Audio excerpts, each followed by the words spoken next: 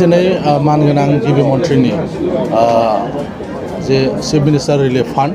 बे chief minister relief फान्डनिफ्राय आंनि जे बियाब बे बियाबाव थानाय फरायसाफोरनि थाखाय दिनै स्कलारशिप राननाय जे हाबाफारि बे हाबाफारिखौ खालामनो हानाय जाबाय गासै 753 फरायसाफोरनि थाखाय 5,000यै स्कलारशिप होनाय जादों आरो जायफ्रा बेमारि मानसिफोर मेडिकेलनि थाखाय 71 सानो 10,000यै चिफ मिनिस्टार जे रिलिफ फान्ड बे रिलिफ फान्डनि गेजेरजों बिथांमोननो अनसुंथाइ होनाय हानाय जादों दा बिनि थाखायनो आङो मानगोनां आसामनि गिबि मन्थ्रि डक्टर हिमन्त बिश्व शर्मा बिथांखौ आं साबायखर बावदों लोगोसेयैनो आरो क'क्राझार बियाबनि जौगाखांनायनि थाखाय बिथांनिफ्राय मदद मोनगोन होननानै आं मिजिंथिदों फैबाय थानाय समाव क'क्राझार बियाबाव जेसेबां जेंनाफोर दङ बे जेंनाफोरखौ सुस्रांनो हागोन होननानै मिजिंथिदों आरो बिनि थाखाय आङो मानगोनां गिबि मन्थ्रिखौ साबायखर बावदों गुबुननिखौ मिथिया सोर माबोरै खालामलांखो माखो नाथाय जि खामानि मावनाय जागोन बेखौ माने ट्रान्सपारेन्सि खालामनाय जागोन आंनि बियाबाव मा सफैयो बे बाथ्राखौ रायजो राजाफ्रा मिथिगोन जे स्कलारशिप मोनोब्ला बेसेबां साया मोनखो जुदि मेडिकेलनि ट्रिटमेन्टनि मदद मोनोबा बेसेबां साया मोनखो लामा दालां बान्दो सफैबा बबे बबे जायगायाव होनाय जाखो गोरिबनि न' लुनांगौ जायोबा आंनि बियाबाव आं बेसेबां मोनदों बे गासैबो जिनिसफोरखौ रोखा रोखायै रायजो राजाफ्रा नुनो मोनगोन आरो बेबायदियैनो खामानि मावनो थाखाय आङो क'क्राझाराव बेनिखायनो MLA नि मोनसे आङो अफिसबो लानाय जादों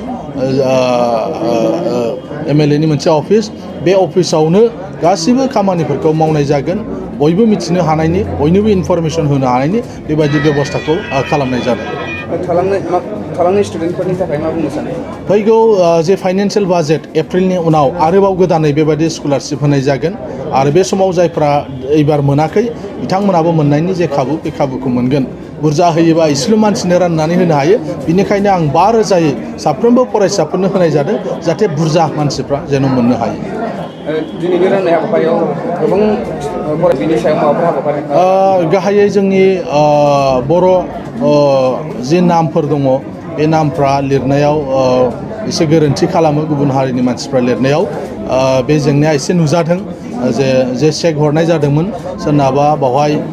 स्पेलिं मिस्टेक जादों दा बेफोरखौ जोङो बुथुमफिनदों आरो जोङो साननैसोनि उनाव जोङो जेसेबां गोरोन्थि जाबोदों बेफोरखौ नायजोबनानै बेखौ सुद्रायनानै लाबोगोन आरो बेबायदिनो जायफोर फरायसाफोर दं बे फरायसाफोरनो हरफिननाय जागोन हाय बर' फरायसाफोरनि थाखाय गियान स्रोतआ मोनसे गोजोनथाव सोलोंथाइनि राहा लानानै फैदों नोंथांमोना गियान स्रोतनि राहाजोंनो लानो हागोन न'आव थानानै डिजिटेल मुगाजों डिजिटेल सोलोंथाइ गियान स्रोतनि गेजेरजों नोंथांमोनहा बर' आयदानि मोनफ्रोमबो आयदाखौनो गोरलैयै मबाइल लेपटपनि गेजेरजों गियान स्रोत एपनि गेजेरजों सोलोंथाइ लानो हासिगोन गियान स्रोतआ नोंथांनि सोलोंनायनि थाखाय जायखिजाया समावनो नोंखौ सोलोंनायाव मदद होगोन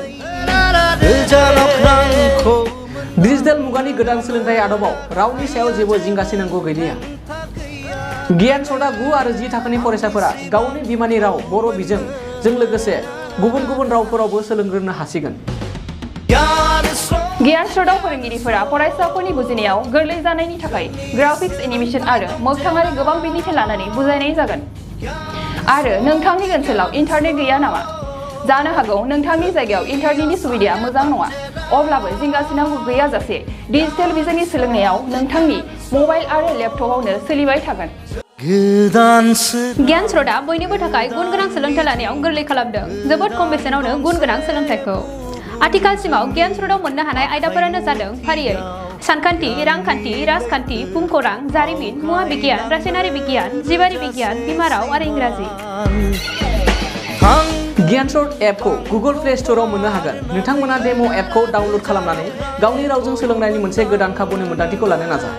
बेयो मोनसे अफलाइन एप आरो गासैबो फराफारिखौ मेम'रि कार्डनि मददनि गेजेरजों मोननो हागोन दानिया बे ई-लार्निं आदबाव मा थागोन बेखौ मिथिनो थाखाय नोंथांमोना www.gyan.in आव डेम' भिडिअफोरखौ डाउनल'ड खालामनानै नायदो गियान स्रोतआ फरायसाफोरनि रोंगौथि जौगानायनि थाखाय मोनसे थार लोगो नोंथांनि गथ'फोरनावबो रोंगौथि दं नाथाय सोलोंनायनि मोनसे थार लोगोनि गोनांथि दं बेनिखायनो गियान स्रोतआ जाबाय नोंथांनि थार लोगो सोलोंथाइ दं जेराव गियान स्रोत जोंनि आसाया दं जेराव गेवलां organic integrated farming and research centre private limited. बेयाव रासायनारि हासार बाहायालासे मिथिंगायारि हासारल' बाहायनानै मैगं थाइगंफोर दिहुननाय जायो, जेरै आलु, लाव, फान्थाव, जोगोनार, कफि, सबाय बिमा, थाइबें आरो गोथां मैगं, लाइ, लाफा, मुला, दुन्दिया बायदि गासै बोथोरनि अर्गेनिक मैगं थाइगंखौ मोननो हायो। बे अर्गेनिक मैगं थाइगंखौ क'क्राझार नोगोरनि सुबुंफोरा खुदमतलायाव थानाय गलापी टेन्ट हाउसनि साखाथिनिफ्राय मोननो हागोन। नोंथांमोना बिगोमाजों फोनांजाब लानो थाखाय 8638399746 जानबुं नाम्बाराव कल खालामनो हागोन।